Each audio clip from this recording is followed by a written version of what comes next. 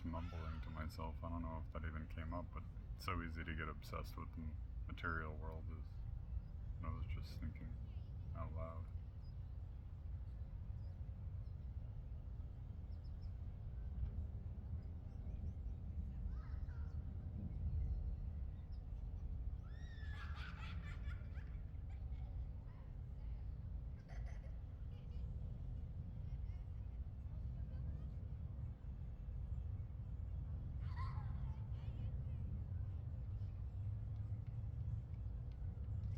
Once you're obsessed with the material world, I guess it makes it so much easier to justify, or so much easier to rationalize to yourself that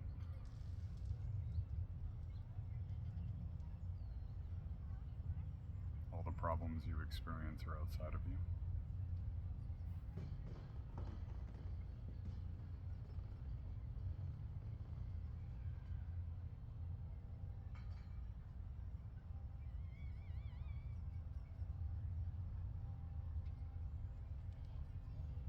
And it's just funny to me.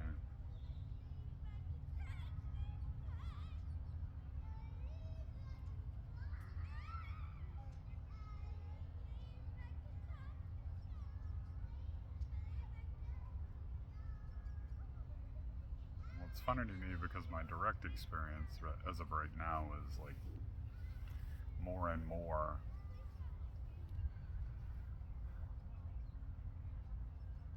just seeing myself in everybody.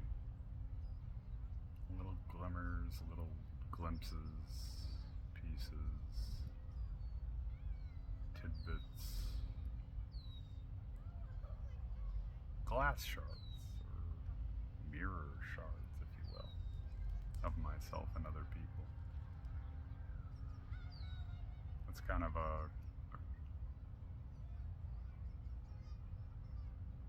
I think it's a cool metaphor, at least, of the way to see the world at the end of the day, is that we're all just massive mirrors. I don't know who watching this video would be interested in the game, or the series, rather, Dark Souls, but I used to be quite into video games. I found those games to be extremely interesting. I never really played the first one. I played the second one, the third one, and then Elden Ring, which is sort of similar, I guess. Very challenging games. And I loved that. That was so cool. I mean, I was a bit horrified whenever, just to talk on a side tangent for a second, I was a bit horrified whenever I first started playing Dark Souls 3, which is the first of the series that I played. And I encountered my first enemy, and, par for any other video game, after I started getting my ass kicked, I tried pausing. For anybody that plays that game, they know. That's for suckers. You don't get to pause in this game.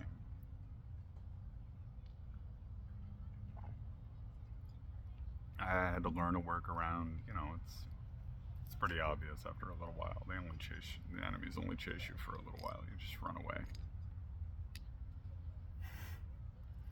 Far enough for them to go back to their home, their post, as it were, whatever.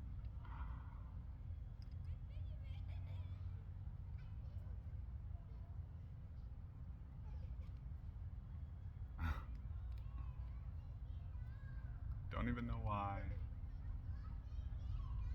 I brought up Dark Souls.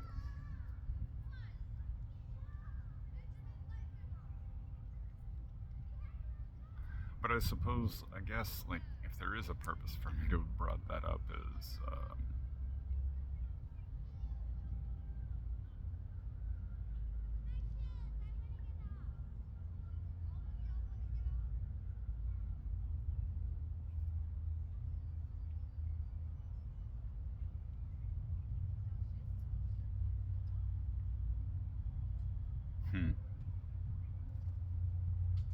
guess it's like whenever I was introduced to those games, I was finally introduced to. Oh, that's right. I remember now. I was finally introduced to something as challenging as my life felt. On one hand, but I guess the original reason I brought it up was because in one of the games, and I'm not even sure which one, it might be Dark Souls 2. There's a, or maybe, yeah, whatever. I don't know which game it is. It doesn't really matter. Could have even been one that I haven't played yet, like Demon Souls or Dark Souls 1.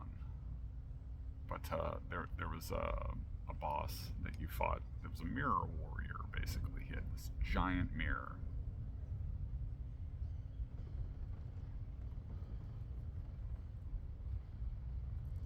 That's kind of like what I feel like we all are, is just these giant mirror warriors.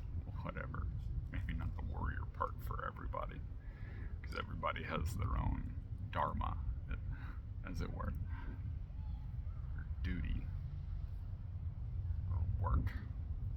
However that should be best translated. I've heard several different ways.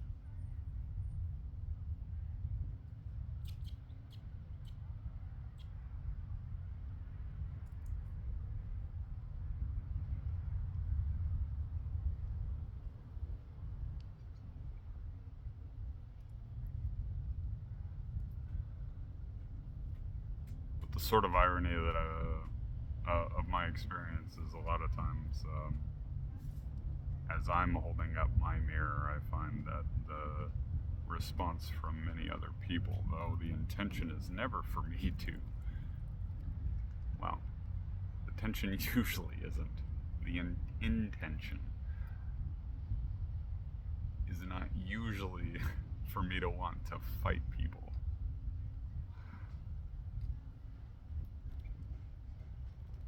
The intention is usually to want to help people. But what I have received, like this mirror warrior boss, if I'm gonna try and tie this whole analogy together, is them trying to fight me as I'm just doing my job.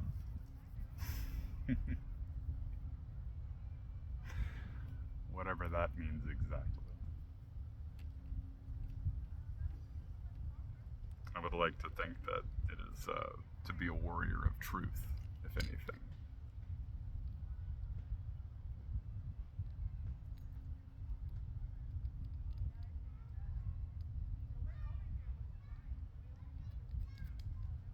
The truth is hard to hear whenever you've either convinced yourself of or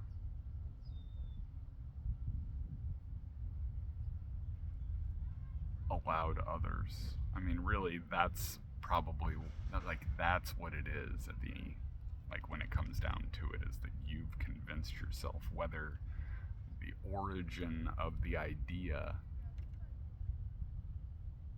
that you convinced yourself of came from yourself directly, like, and your own personal experience, your own mind, whether your mind latched onto that and moved forward, or somebody else from your experience gave you that idea, and then you just, either you clung on to it, or, as I've referred to before, sometimes ideas have people rather than people having ideas.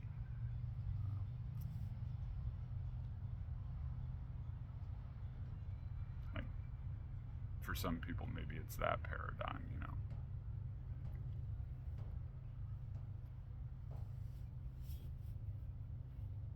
And all it took was just the seed of the idea to be planted inside of the mind, however the case. And it took root and started developing. And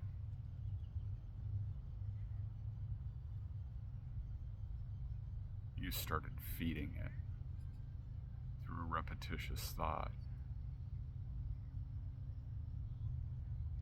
You know, this applies to me too, of course. For any of these ideas that exist within me that aren't serving me.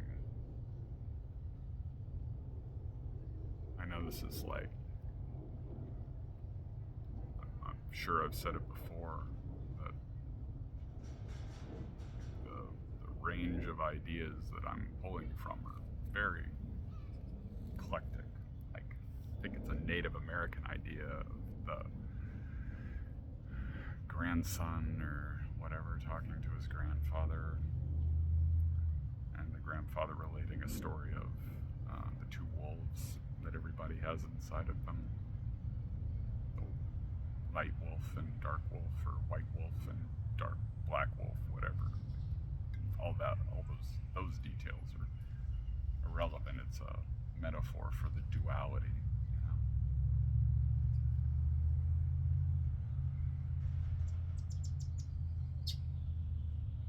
And the grandson asks, however the story goes exactly, the grandson asks, well, which one wins, or which one gets bigger, or, you know, whatever it is. And the answer is whichever one you feed.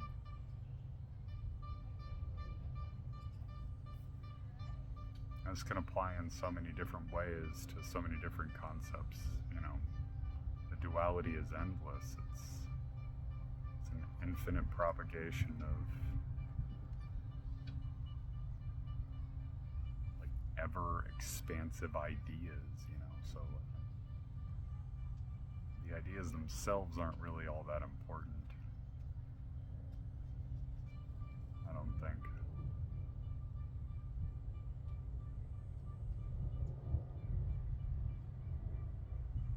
It's just like the message at the core of it.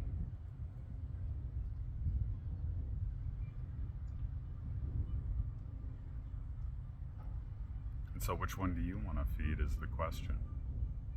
Like, what reflection would you prefer to see in the world?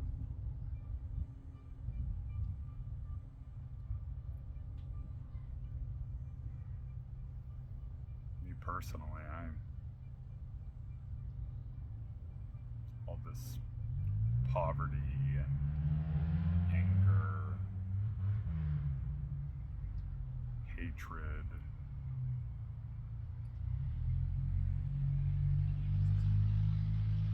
lack,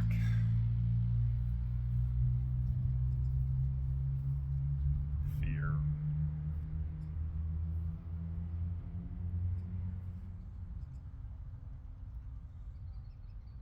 whatever example you want to give, I would prefer not to see as much of that.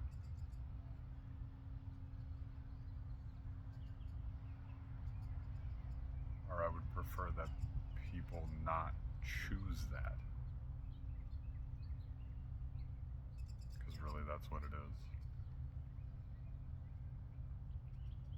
Whether they feel forced to, or feel like it's not their fault, or whatever. It's all their own choice. It really is the craziest part of our reality, because it's like so easy to think that it's not.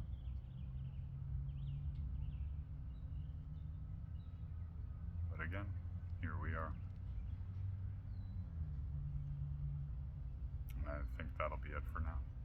Until next time.